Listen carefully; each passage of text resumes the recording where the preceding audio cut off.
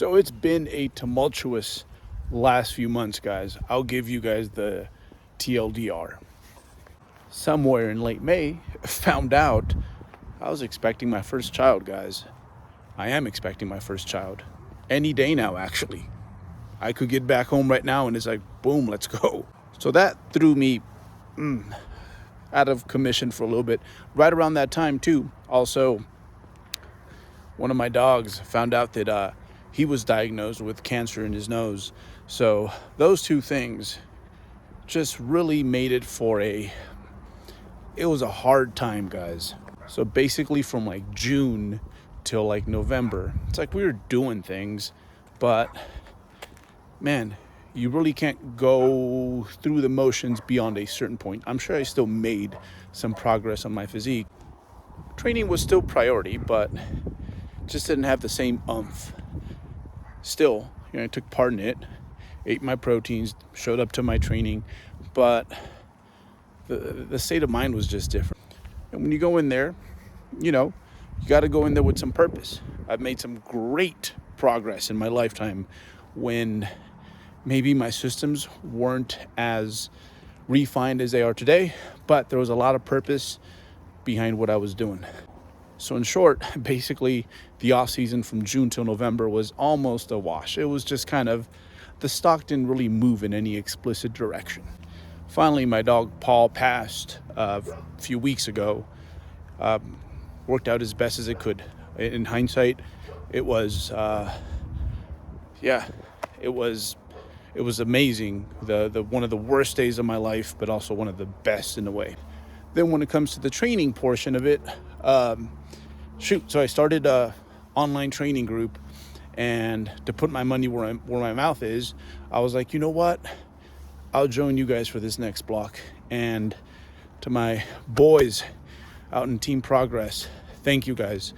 Seeing you guys get after it and me having to lead by example really made for a certain level of accountability that I was lacking. So here we are, January, and the calendar's flipped, and things are better again. My dog Paul being sick kind of weighed me down a little bit, so there was some relief, even though I miss him dearly. This fatherhood responsibility, I don't take it lightly, but you get to the point where you're like, you know what? No one's really ever prepared, and you're just gonna do your best. And as long as you show up every day, just like with your training, you might be running some systems that like years later you're like, whoa, that was crude.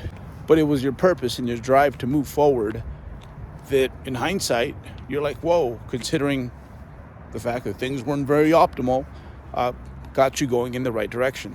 I'm sure a lot of you guys have been there before where, hey, you do this bodybuilding fitness thing long enough, like through it helps expedite other learning curves in life, and no different for me. So now that things are generally good, stable, I've gone through my things. I basically have from here until May to put the final stamp on this off season and then do that prep thing. I would love to do the prep thing. And if it's the right thing to do, come May, that's what we're doing. And if it's not, then I'll do it the next calendar year. Regardless, I'm going to be eating, I'm going to be training, I'm going to be doing my best, I'm going to do my best to show up. Don't know what I'm going to title this thing, this 2024 segment.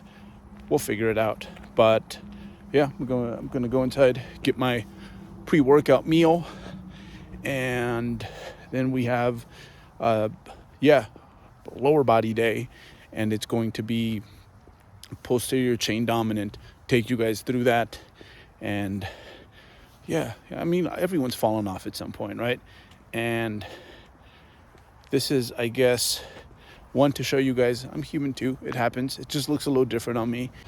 Yeah, let's get this grub, let it digest, and then get this training session in. All right, simple little pre-workout here. Some pomegranate juice. Little cheese, there's a purpose to this cheese. Some grapes. And then this protein shake that I purchased on the go like a week back. It's just been sitting in the fridge. and didn't drink it. So we're having this kind of a lighter pre-workout meal for a lot of folks, but I'd rather train with a little bit less food, or my pre-workout meals tend to be a little bit lighter. I just feel generally better when I do that. However, sometimes it can be so light that you start to like kind of bonk halfway through, and sometimes adding just a little fat kind of just slows down digestion enough so that you're less likely to experience that. So there's a reason for this piece of Swiss cheese. So yeah, we're gonna get to this, the pre-training shower. That's a ritual that I just need to get, and we're gonna take care of this lower body session. Load scheme, you know how we do it. Lower body day that is hip dominant. However, I do have a squat pattern there. So most of the time, actually both my lower body days have some variation of a hamstring curl there. I like to start off with hamstring curls before a squat pattern. Just makes those knees feel a little bit better. So very easy movement to warm up for. It's crazy, right? It's like pulling movements. It's easier to find your groove, whereas like pushing movements, presses, squat patterns, those tend to be a little trickier. So yeah, we started off here. One thing I have been playing with, simply because pretty soon I will have a newborn here in the house, is just myo-repping everything. There's already a whole lot of myo-rep work in this program, but I've been doing more because I want to see what I can get away on doing it with. Primarily today was going to be that hip dominant squat pattern, and it was tough, but it was over rather quickly. So it's kind of like making a little deal with the devil. It's like you get some good quality volume in a relatively short amount of time. So if you've never heard of Myo-reps, Google that. There's things such as muscle rounds. Dog crab training was based around this a lot as well.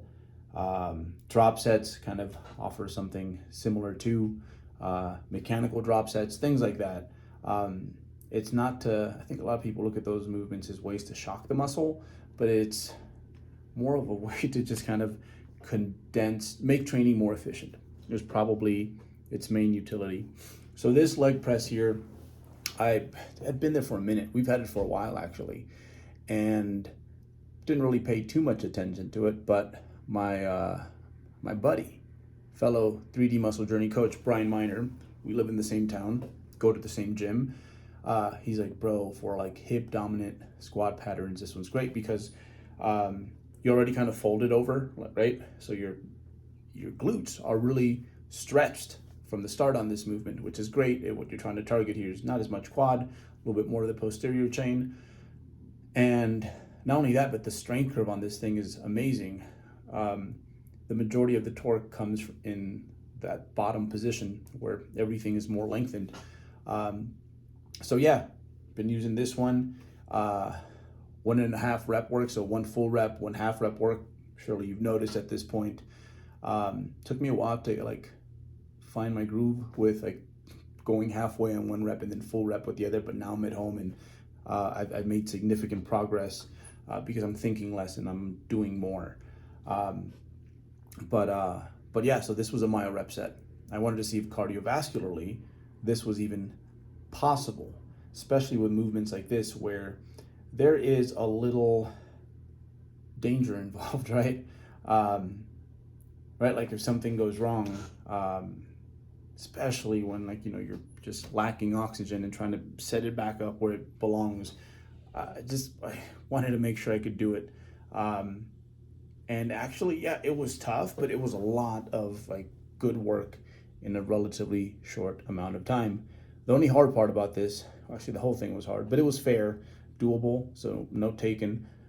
We probably will be performing Myo-reps on at least this form of squat pattern.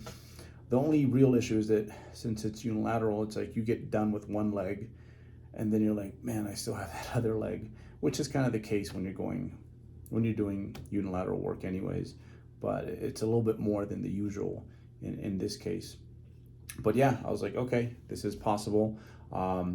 And the handles and all that stuff and being able to lock the weight in place. At this point, I've been using it long enough where it is second nature to me. So yeah, I didn't fully go off program, but I did do a lot of the stuff that was written out as straight sets, as Myo-reps, just to see how much that does condense time for me.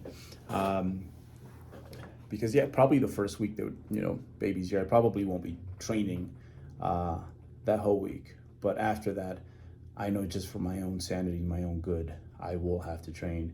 And I want to see how much this method really shortens things up for me time-wise. So I only have to be, so yeah, I'm not spending too much time at the gym. But yeah, that was fun. I think my Fitbit had my heart rate at like 160 or something like that, which is hard to do on me. Same thing here with the Myo-reps on the calf raises. These were easy. We were already kind of doing these anyways. It was supposed to be seated, but our seated calf raise machine it's done. Thankfully, we're getting a new one soon here. But yeah, one thing to note on these, again, that big pause. You're not doing calves if you're not pausing at the bottom.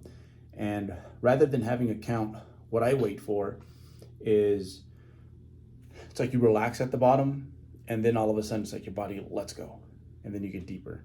And I let that happen 3 times, and then I shoot back up.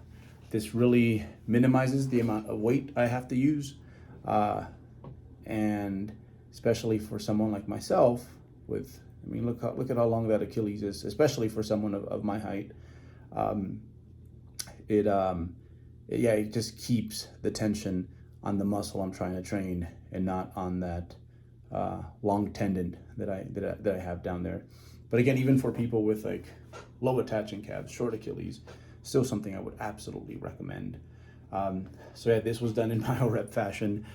So again, like with this sort of work, like any sort of intensity technique, man, like it's, yeah, you're just locked in and it's like, why did I do this to myself? Like sort of thoughts, right? But then it's done and it's like, well, okay, well, that was actually quite fair. There's a lot of other utility for that actually. And we'll be talking about these sort of intensity techniques, not in regards to like novel growth stimulus, but there's a mental side of that I think especially early intermediates can benefit from. So yeah, I just want to make a note to all my guys in my training group that might be looking at this, and some of these movements are like, yo, like that wasn't supposed to be a Myo-rep set. Kind of playing around with things. I did the work as pretty much written, but a lot of it was Myo-rep work. And again, guys, thank you. Y'all really, this last block got me out of a funk.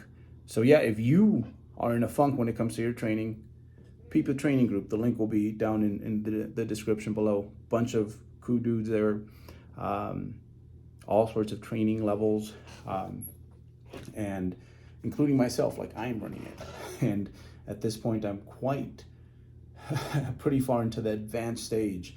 But a lot of it comes down to like how you manage the training. I think that is the biggest difference, much more than anything that has to do with like, volume or number of sets, is like how you like drive the damn car. And we make sure we keep each other honest in the group. And I think that's been very helpful for a lot of guys. But yeah, leg extensions. This is technically, the squat pattern you can kind of consider, right? It's definitely quad work. But because my feet are so high up on the platform, I'm trying to keep a vertical shin there. The quad is quite limited in regards to like how much it can help. But this leg extension deal here, oh yeah, like this is, especially on the Strive, where I can really load up on this particular model of leg extension, I could really load up that, I guess, lengthened position or the start of the movement. And then abs, this one is for some of my one-on-one athletes and also the training group. Let me see, I haven't seen these. I haven't recorded these in a while. But yeah, so what you're trying to do here is the abs, basically, right? Which one's inserts? I guess the abs are weird that way, right? It's like they're both origins, like the pubic bone and the part that inserts into your sternum. And basically you're trying to bring those 2 points far away from each other and then bring them back to each other. And the best way to kind of make this happen is literally thinking of it as like a cat camel stretch, except I don't know, I feel more like a cat puking when I'm doing these. And these were done in Myo-rep fashion as well, because again, I want to see how much time it cuts off my sessions. What's realistic, right? Soon here. Outside of this session, my RDLs have been like just on fire. So moved up to the 175s. We're stopping just short of lockout. This prevents me from using too much weight, but also keeps me in that hypertrophy rich zone, that lengthened portion of the rep. And especially for me, when it comes to hinges, it just kind of like, sometimes it's hard to find yourself in between your hips. And it's like, once I find it, if I lock out, sometimes it's hard to re-find. And this way you just kind of stay in that groove. So it really, like, these are easier for me to perform, even though they're harder because I can't use as much load, but they're easier for me to keep consistent technique with. Single leg curls on this day. This one has also been moving. And I put this one here because it's important to, it's a reminder to me why it's important to film yourself. I hadn't filmed it for a while and I was getting really strong on this one. And what I was doing was kind of like doing this with my leg as I was leg curling. So I was getting help from my glute. Saw that, put an end to it right away. And all of a sudden I had to drop down my loads. And it was just a little bit, but I wouldn't have picked it up had it not been for the fact that I was recording myself. So regardless of level, outside of just for your social media, I wish more people would record themselves, because I think a lot of people's technique issues, a lot of the big stuff anyways, would be less of an issue if we just kind of normalize that, hey, yeah, it's training time for your muscles, but it's also like study time. And I mean, the big stuff, it's not gonna cure everything, but the big errors that we see people do, half the time they don't even realize they're doing it, kind of like in my case. So yeah, this one's been moving quite well. Same thing, 1.5 reps. We start with a half rep, then a full rep, and that process continues. And yeah, I really push it when it comes to this movement, when it comes to the amount of knee flexion. I let my heels come up. Again, if this were a free weight squat, this is a problem. But since it's a machine with these like built-in constraints, the fact that this is happening, like, I'm in no risk of stumbling over. So it's kind of like some really custom made, some smart squat shoes, you could say. So again, if you see this and you're like, oh, I want to give this a try, ease into it, because at first of all, you're not going to be able to load these quad dominant squat patterns the same way you will load something where your feet is flat on the platform. But also you just want to give those knees some time to acclimate to what it is that you're doing. But yeah, it looks more dangerous than it actually is on a machine. I would not suggest you do this on anything that is like a free weight, a Bulgarian split squat, definitely not. A back squat, front squat, definitely not. But something like this, just know it's an option. And I think for me, it's done some wonderful things to my quads. Like, I don't think I've ever at this body weight have had, you can kind of see it, some like vascularity poking out through my attire. So yeah, some VMO squats to end. This is for the training group. They wanted to see what this looks like on me, because they look easy, but they're not. Quite miserable, in fact. I never look forward to these, but they get the job done. So yeah, first entry. We'll keep this thing going, because just kind of how my progress training group on Train Heroic helped me yeah, stay accountable. On some bench pressing, we have that in there too. This is my PAP set, my big single. Yeah, I feel like these can do the same for me as well, especially given the fact that I'm stepping into a whole lot of unknown. So yeah, if you liked the video, if you got something from it, don't forget to like, and yeah, I'll see you. I'm not going to say when, but I'll see you guys sooner than you think. And yeah, we'll do some physique updates and all that stuff. We got to keep it honest for you guys. All right, so physique update, next entry.